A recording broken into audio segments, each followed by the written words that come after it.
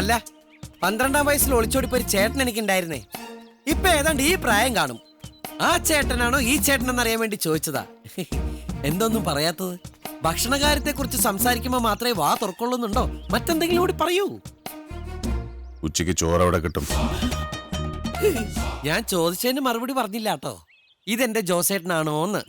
ഇനി അങ്ങനെ അല്ലെങ്കിൽ കൂടി ഞാൻ അങ്ങനെ കണ്ടുപോയി. ഇന്ന് മുതൽ ഇതാണ് എന്റെ ജോസേട്ടൻ. അല്ല എവിടെ പോണു? ഒരു പണി കിട്ടുമോ നോക്കണം. പിന്നെ പണിയിട്ടം ബെസ്റ്റ് നാടല്ലേ ഇത്?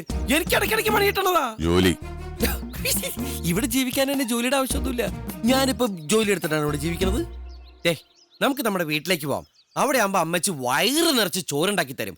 എന്നെ ആർക്കും ഇഷ്ടാവില്ല.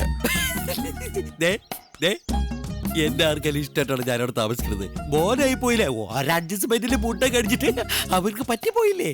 ജോസേട്ടൻ എല്ലാവർക്കും ഇഷ്ടാവും. ഇഷ്ടപ്പെട്ടില്ലെങ്കിൽ ഞാൻ ഇഷ്ടപ്പെടുത്തും. ജോസേട്ടാ വാ. വാ ജോസേട്ടാ. എത്രയോ ജന്മമായി നിന്നെ ഞാൻ അന്വേഷിക്കണു.